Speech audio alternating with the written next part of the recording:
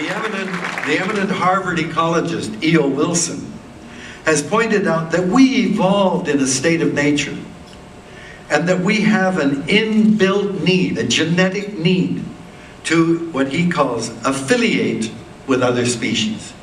We have to be in the presence of other species, and he calls that need biophilia. Bio, life, philia, love. We have a built-in love of life. Even in cities, the expression of our needs for other species is reflected in the way that we garden, is reflected in the food that we eat, the flowers and grow, the flowers we have, and the pets that we keep around us. There are books of scientific evidence now that biophilia is real and can be measured and demonstrated.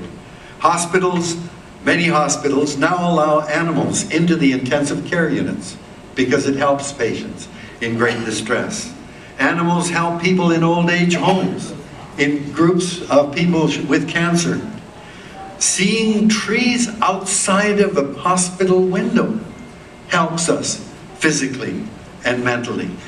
The David Suzuki Foundation did a study in Toronto that showed that trees on city streets have a direct correlation then with the amount of money you save in hospital bills for each block. The more trees you have, the lower your hospital bills. But we tend to counter biophilia. I've seen it as parents tell children who bring a bottle with something in, don't touch that, might bite. Ooh, disgusting. We teach children what is the counter of our biophilic impulse, that nature is dirty, disgusting, or dangerous. So I suggest we are creating living places that are unhealthy. We deprive children of exposure to nature. We deprive people of the opportunity to move and exercise. And we are poisoning the air, the water, and the soil. Human beings have undergone, in addition to the move to cities, an incredible shift in the way that we live on this planet over the last 150 years. In only a century or two, we have exploded into a new kind of biological creature. We are now the most numerous mammal on the planet. There are more of us than any species of mouse, rabbit, or rat. We are now the dominant mammal. And just the fact of our living, we need to eat, we need to have shelter and clothing. Just the act of living, since there are more than 7 billion of us, means that we have a huge ecological footprint. It takes a lot of air, water, and land to support our population of 7 billion. And so there's never been a creature with as much of an environmental impact as we have. But of course, because we're not like rabbits or rats or mice, we've got an enormous amount of technology used on our behalf. And you just have to look at the tables with the tablecloths and the glasses and the food that we ate and all of the paraphernalia that comes with a gala like this. All of that has come out of the earth. And when we're finished with it, it'll go back into the earth. And all of the technology we use to exploit every aspect of the planet's surface, to look for raw materials, to feed into our industrial system, to produce things for people. And that technological muscle power has amplified our ecological footprint. And then ever since the end of World War II, we've been afflicted with a tremendous appetite for consumption of stuff. We love to shop. 94% of American teenage girls a few years ago in a poll ranked shopping as their #1 recreation. So we love to buy stuff. My parents married during the Great Depression. And because of the Great Depression, they learned hard lessons that they taught us. Save some for tomorrow. Live within your means. Share, don't be greedy. You have to work hard to make money to buy the necessities in life. But you don't run after money as if having more money or things makes you a better, more important person. How quaint those ideas. Yeah, I know, but they just don't seem to apply today in this world. That's what I grew up with. But children today grow up in a very different world. 70% of the Canadian economy is based on consumption. And it sure as hell isn't the necessities in life. Just go into a Walmart's and ask how much of all of this stuff. Whenever I go into a store like Walmart's, I go, I didn't even know I wanted it, but now I want it. How much of that stuff really serves our needs and how much serves our wants? And I think most of it is about what we want. And so consumption then has increased enormously our ecological footprint. And of course that's all being driven, our consumption is being driven by a global economy that exploits the entire planet for raw materials, dumps our toxic effluents into the global commons, and sells stuff to the world population. That's why scientists now call this the Anthropocene epoch, the time in geological history when human beings have become the major factor altering the chemical, physical, and biological features of the planet. This is the age of humans, and we are having a huge impact on the planet, but because we don't know enough, we are applying our enormous demands, our consumption, and our technology without any idea how to do it in a way that is sustainable. Once, not long ago, we called hurricanes, we called floods and mega fires, droughts and earthquakes, natural disasters. There's nothing natural about them anymore. Look at what's happening in Quebec now, or in Kelowna, British Columbia. As the air warms up, it can hold more moisture. The oceans are evaporating, and air is being transported across land, then carrying a hell of a lot more water. And when it rains, it dumps. And you get floods in places like Calgary and Toronto, which is where we never had floods before. The human imprint is everywhere, including on earthquakes. We're fracking, one of the dumbest ways to get energy you can imagine.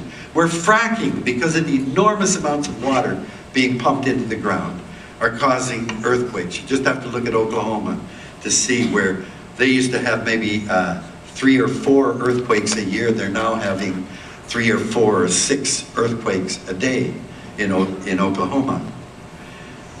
We also call these events acts of God, but we have seemed to have taken the place of the gods. We're up there, and we are the major factor causing all of these changes. How on earth did we get to this position? I'm a geneticist, and I've been intrigued by the way biologists today can use DNA, the genetic material, and track the movement of human beings across the planet. And all of the trails lead back to Africa 150,000 years ago. That was our birthplace. And I can't wait to talk to the Ku Klux Klan and tell them, what the hell's your problem? We're all Africans, for heaven's sakes. Africa was our birthplace, in the Great Plains of that continent. And try to imagine if we could be transported back to the Great Plains of Africa 150,000 years ago. They would have been covered with animals in size, in abundance, in diversity, beyond anything that we would see in the Serengeti today. And we'd have to look really hard to spot those clumps of 3, 4, or 5, those funny-looking, upright, the 2-legged, furless apes. And that was us. And I'm sure no other animal 150,000 years ago said to their kids, shh, don't get him pissed off at you, they're going to take over the planet. I mean, what did we have going for us? We weren't very big, there weren't many of us, we weren't fast, we weren't strong, we didn't have special sensory ability. How could this nondescript creature, this naked ape, take over the planet as we have? Well, of course, the answer is we had a secret that was hidden. And it was that 2-kilogram organ buried deep in our skulls. And that more than compensated for our lack of physical and sensory ability. And so the Nobel Prize winner Francois Jacob said, the human brain has an innate need for order. We don't like looking out in the world and not understanding what the heck is going on. So coming into a habitat, we want to know how does all of it work?